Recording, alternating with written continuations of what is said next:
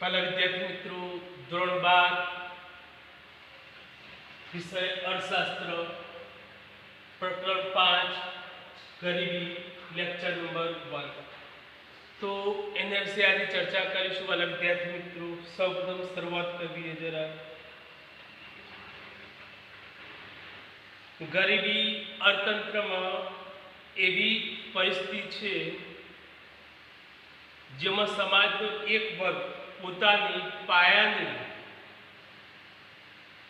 લઘુત્તમ જરૂરિયાતો પણ સંતોષી શકતો નથી। મોટાભાગના વિકાસમાન દેશો કે જ્યાં માથાદીઠ આવકનું નીચું પ્રમાણ, આવકની અસમાન વહેંચણી જોવા મળે છે, ત્યાં વસ્તીનો મોટો ભાગ કે જે ગરીબ છે તે સારું જીવન જીવવા જરૂરી પાયાની લઘુત્તમ જરૂરિયાતો જેવી કે આહાર, કપડાં, સારું રહેઠાણ પણ પ્રાપ્ત કરી શકતો નથી। તો બીજી તરફ ધનિક લોકો, સાધન સંપન્ન વર્ગ ઊંચી આવક સાથે ઊંચું જીવન ધોરણ જીવતા હોય છે। અર્થતંત્રમાં જોવા મળતી આ આર્થિક અસમાનતાને કારણે અસંતોષ, અશાંતિ, ઈર્ષ્યાભાવ તેમજ વર્ગ વિગ્રહ જેવી પરિસ્થિતિ જોવા મળે છે। માનવ વિકાસ અહેવાલ 1997 મુજબ આર્થિક વિકાસ તે સાધન છે અને માનવ વિકાસ તે ધ્યેય છે। આથી આર્થિક વિકાસ સાથે ગરીબીમાં પણ ઝડપથી ઘટાડો થાય તે અપેક્ષિત છે। જ્યાં સુધી સમાજમાંથી આવકની અસમાનતા અને ગરીબીમાં ઘટાડો ન થાય ત્યાં સુધી આર્થિક વિકાસ સાચા અર્થમાં વિકાસ કહી શકાય નહીં। આ સંદર્ભમાં ભારતની અંદર આયોજનકાળ દરમિયાન ગરીબી નાબૂદીના ધ્યેયને આયોજનના એક મહત્વના ધ્યેય તરીકે સ્વીકાર્યું છે। ખાસ કરીને 5મી પંચવર્ષીય યોજના અને તે પછીની પંચવર્ષીય યોજનાઓમાં ગરીબી નાબૂદી માટેની વ્યૂહરચના હેઠળ ખાસ કાર્યક્રમો અને યોજનાઓ શરૂ કરવામાં આવી છે, પરંતુ ગરીબીનો લક્ષ્યાંક મુજબનો ઘટાડો કરી શકાયો નથી। તો ગરીબીનો અર્થ તો વાલા વિદ્યાર્થી મિત્રો સામાન્ય સરળ ભાષામાં જ્યારે સમાજનો અમુક વર્ગ પોતાની પાયાની જરૂરિયાતોથી વંચિત રહીને જીવન ગુજારે તો તે ગરીબ છે તેવું કહી શકાય।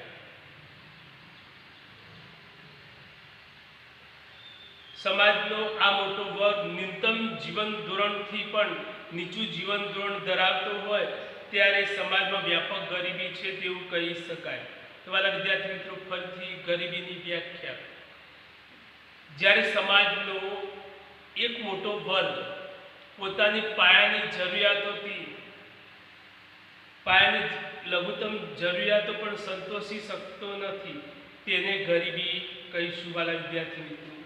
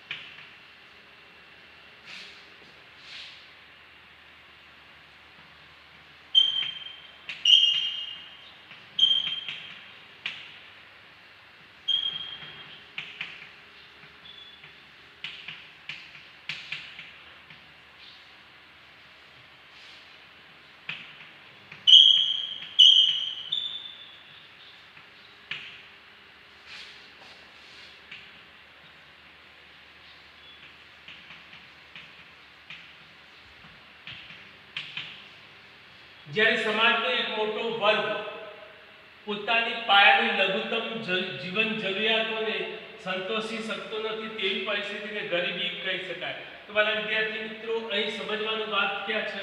પાયાની લઘુત્તમ જરૂરિયાતો જેને શું કે અન્ન, વસ્ત્ર અને રહેઠાણ, આ જરૂરિયાતોથી વંચિત રહીને જે પોતાનું જીવન ગુજારે તો તે ગરીબ છે તેવું કહી શકાય। ફરીથી જરા વાલા વિદ્યાર્થી મિત્રો, જ્યારે સમાજની અંદર અમુક વર્ગ અથવા સમાજના લોકો પોતાની પાયાની જરૂરિયાતો રોટી, વસ્ત્ર અને રહેઠાણથી વંચિત રહીને પોતાનું જીવન ગુજારે તો તે સામાન્ય રીતે ગરીબ છે તેમ કહી શકાય. વાલા વિદ્યાર્થી મિત્રો, જ્યારે આપણે આઝાદ થયા, આઝાદી મળી, ત્યારે સૌપ્રથમ દેશની અંદર જુદી જુદી પંચવર્ષીય યોજનાઓ રજૂ કરી. એની અંદર ભારત દેશની અંદર જુદા જુદા વડાપ્રધાનો અથવા આપણા દેશની અંદરથી ગરીબી નાબૂદ થાય તે માટે ખૂબ પ્રયત્નો કર્યા. ને પંચવર્ષીય યોજનાઓની અંદર પણ ગરીબીનો મુદ્દાની ચર્ચા કરવામાં આવી અને ગરીબી નાબૂદ થાય તે માટે પંચવર્ષીય યોજનાઓ પણ મૂકી. પરંતુ હજુ પણ આપણા દેશની અંદર અસમાનતા જોવા મળે છે. સાથે ચર્ચા કરીએ. વિશ્વમાં મોટા ભાગના દેશોમાં ગરીબીનું અર્થઘટન કરવાના પ્રયત્નો જુદા જુદા થયેલા છે. ગરીબી એક સાપેક્ષ ખ્યાલ છે.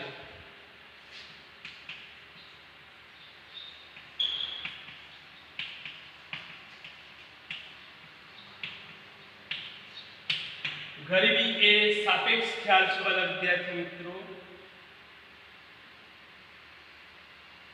તેનો અર્થ સમય, સ્તર અને સમાજ બદલાતો રહે છે. ગરીબી માટેના મોટાભાગના અર્થઘટનો સમાજના એક સરેરાશ જીવન સ્તરને ધ્યાનમાં લઈને સમાજમાં પ્રવર્તમાન અસમાનતાઓને દર્શાવવામાં આવે છે. તેથી વિકસિત અને વિકાસશીલ દેશોમાં ગરીબીને નક્કી કરતા ધોરણોમાં તફાવત જોવા મળે છે. આ સંદર્ભમાં ગરીબીના જુદા જુદા અર્થઘટનો બે ભાગમાં વહેંચવામાં આવ્યા છે. એક આવક ગરીબી, એક બિન આવક ગરીબી. ગરીબી આવક અભિગમ મુજબ જીવન જરૂરી વસ્તુઓ અને સેવાઓને ખરીદવા માટે નક્કી કરવામાં આવેલ છે. આ મુજબ આવક કે ખર્ચની લઘુત્તમ સપાટી એટલે ગરીબી સપાટી.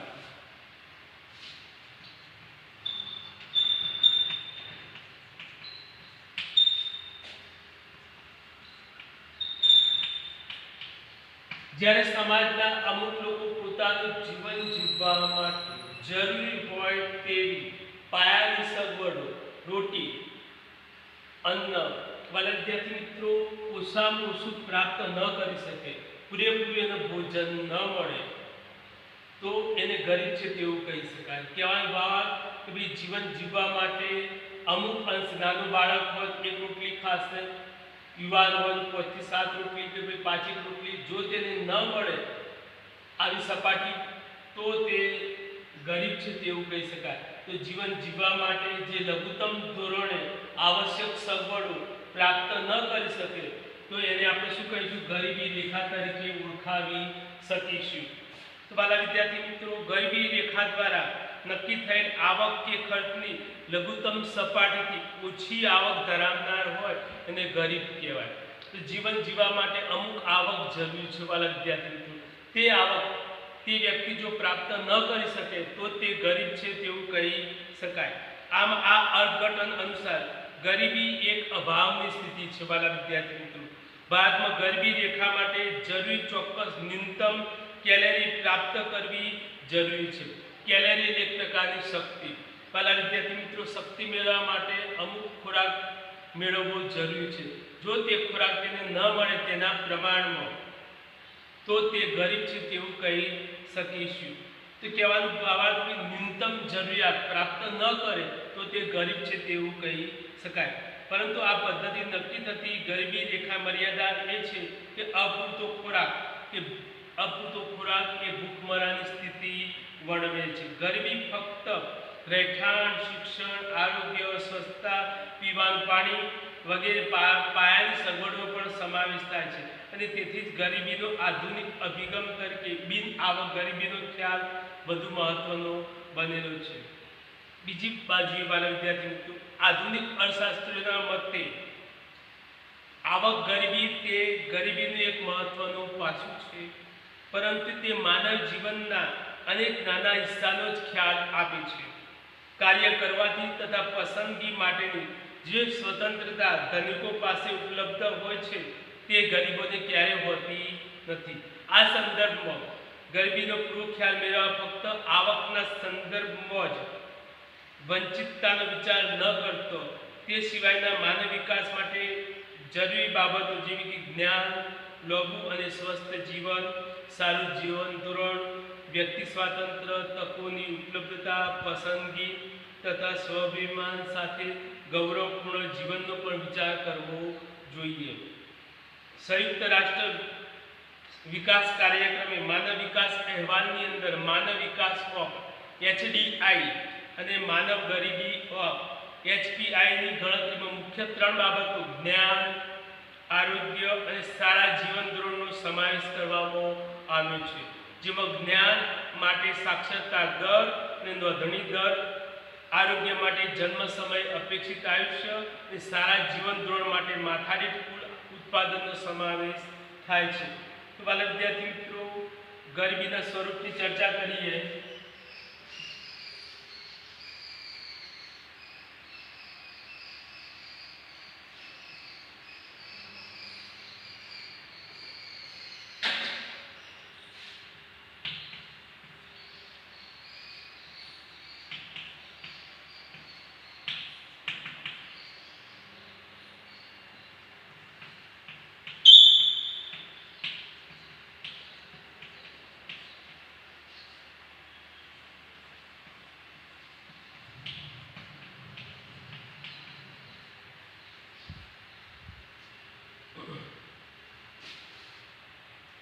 વાલા વિદ્યાર્થી મિત્રો, અહીંયા બે ખ્યાલ રજૂ કર્યા છે. ગરીબીનો ખ્યાલ અથવા ગરીબીનો સ્વરૂપ, એક નિરપેક્ષ ગરીબી, એક સાપેક્ષ ગરીબી.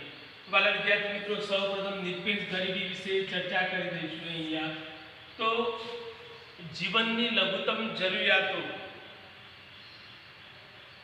સંતોષવા માટે, જરૂરી ચીજવસ્તુઓ અને સેવાઓ ખરીદવા માટે નક્કી કરવામાં આવેલ આવક કે ખર્ચની લઘુત્તમ સપાટી એટલે ગરીબી રેખા.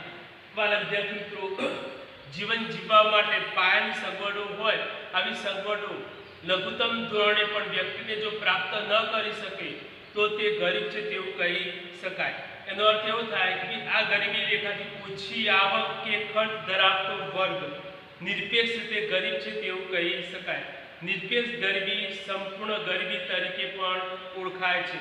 નિરપેક્ષ ગરીબીના ખ્યાલથી અર્થતંત્રમાં ગરીબી રેખા હેઠળ જીવતા ચોક્કસ વર્ગને નક્કી કરી શકાય છે અને આ ખાસ ગરીબ વર્ગની ગરીબી ઘટાડવા લક્ષ્યાંક આધારિત ચોક્કસ નીતિઓ ઘડી શકાય છે.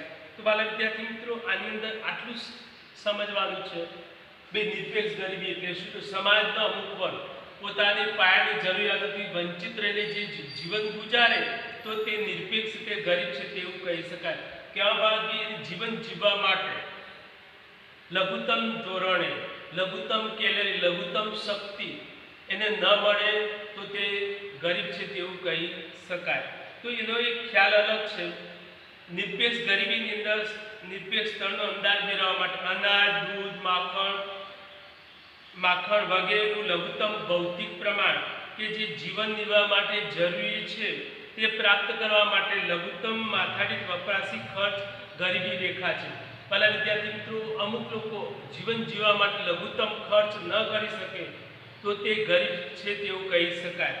તો લઘુત્તમ માથાદીઠ વપરાશી ખર્ચ નક્કી કરવા આયોજનની શરૂઆતમાં Indian council of medical research દ્વારા ગ્રામ્ય ક્ષેત્રો માટે વ્યક્તિ દીઠ દૈનિક 2400 કેલરી અને શહેરીઓ માટે 2100 કેલરી નક્કી કરવામાં આવી.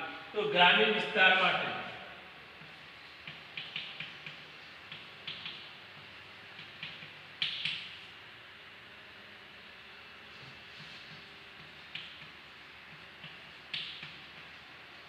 ભલા વિદ્યાર્થી મિત્રો, લઘુત્તમ કેલરી નક્કી કરવામાં આવી.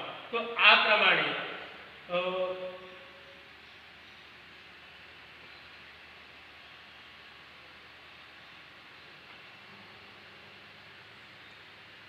આટલી કેલરી જો ન મળે એને ગ્રામીણ વિસ્તારો માટે 2400 કેલરી, શહેરી વિસ્તારો માટે 2100 કેલરી, તો તે લઘુત્તમ ધોરણે નિરપેક્ષ રીતે ગરીબ છે તેવું કહી શકાય. અહીંયા વાલા વિદ્યાર્થી મિત્રો, 1960-61 ની વાત કરી છે.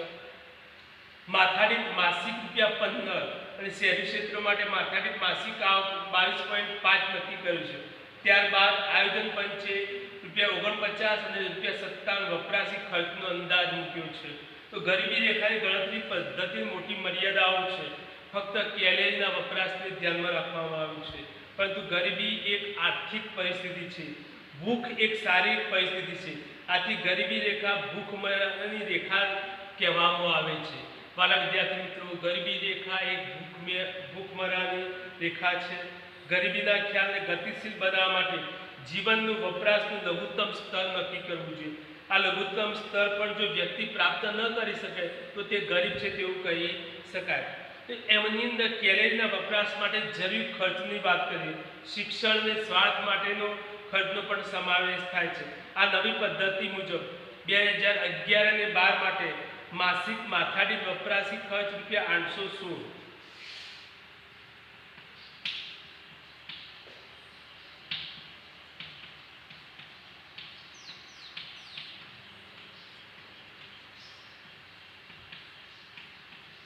માથાદીઠ ગ્રામીણ ક્ષેત્રો માટે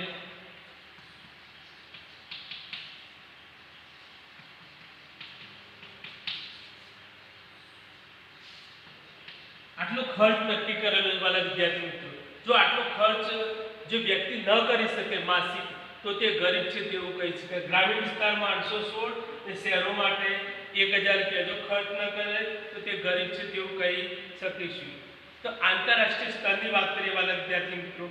આંતરરાષ્ટ્રીય સ્તરે નિરપેક્ષ ગરીબી નક્કી કરવા માટે ગરીબી રેખા સામાન્ય રીતે કોઈ એક વર્ષ દરમિયાન સરેરાશ પુખ્ત વયની વ્યક્તિ દ્વારા વપરાશમાં લેવામાં આવતા બધા જ જરૂરી સંસાધનો માટે ખર્ચ નક્કી કરવામાં આવે છે. જો આ ખર્ચ ન કરી શકે તો તે ગરીબ છે તેવું કહી શકાય. જો અહીંયા 1990 માટે $1 હતી અને 2015માં $1.90 નક્કી કરવામાં આવ્યું. આંતરરાષ્ટ્રીય ગરીબી રેખાની મદદથી જુદા જુદા દેશોમાં એક જ માપદંડ વડે નિરપેક્ષ ગરીબીની તુલના કરી શકાય છે. તો વાલા વિદ્યાર્થી મિત્રો, ભારતમાં ગરીબીનું પ્રમાણ આ પ્રમાણે આપેલું છે.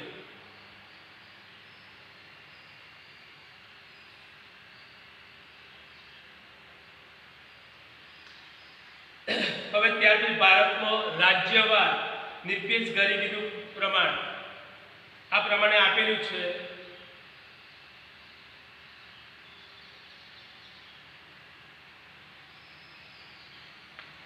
હવે વાલા વિદ્યાર્થી મિત્રો, સાપેક્ષ ગરીબી વિશે શીખી લઈશું.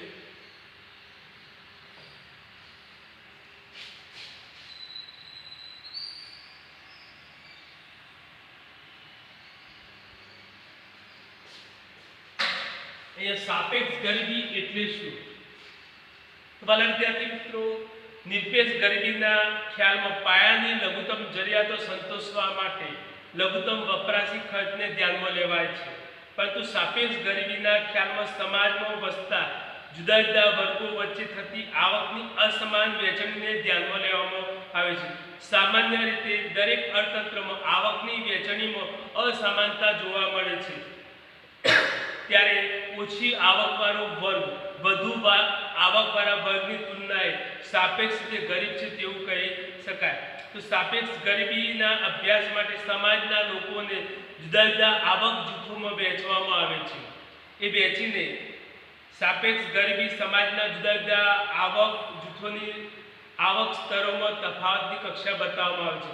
ભારત માટે પણ એને એ પ્રમાણે રજૂઆત કરવામાં આવેલી છે. તો વાલા વિદ્યાર્થી મિત્રો,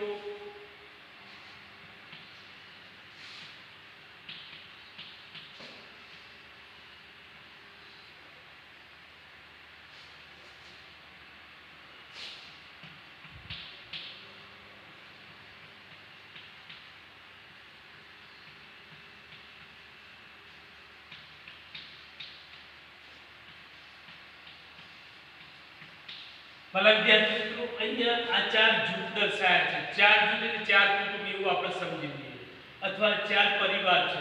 એ પરિવાર, બી, સી અને ડી, અથવા એ કુટુંબ, બી કુટુંબ, સી કુટુંબ અને ડી કુટુંબ. એની માસિક આવક બરાબર, એની માસિક આવક 10,000 છે, બીની માસિક આવક 20,000 છે, સીની માસિક આવક 25,000 છે, ડીની માસિક આવક 30,000 છે. આ જ્યાં બધાની આવક આ પ્રમાણે દર્શાય છે. આની અંદરથી ધારો કે સી કુટુંબ પસંદ કરીએ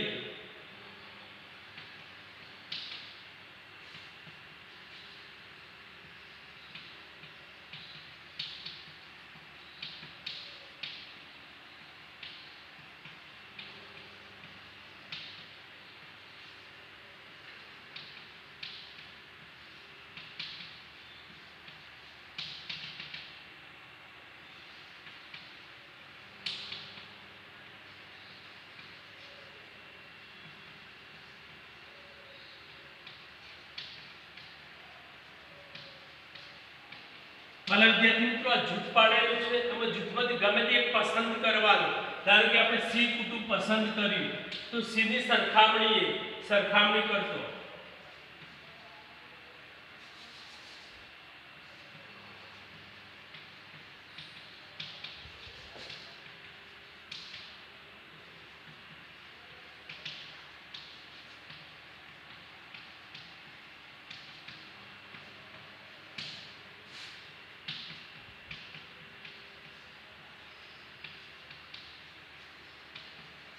સી ની સરખામણી જો સી ને ધ્યાનમાં રાખી તો સી કરતો એ અને બી ની આવક ઓછી છે તો વાલા વિદ્યાર્થી મિત્રો એ અને બી ગરીબ છે તેવું કહી શકાય.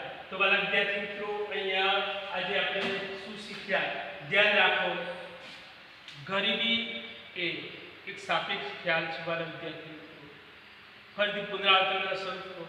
જ્યારે સમાજના અમુક લોકો પોતાના જીવનની પાયાની જરૂરિયાતોથી વંચિત રહીને જીવન ગુજારે તો તે ગરીબ છે તેવું કહી શકાય. તો ગરીબીના મુખ્યત્વે બે ખ્યાલ છે, એક સાપેક્ષ ખ્યાલ, એક નિરપેક્ષ ખ્યાલ. તો વાલા વિદ્યાર્થી મિત્રો, નિરપેક્ષ ગરીબી એટલે શું?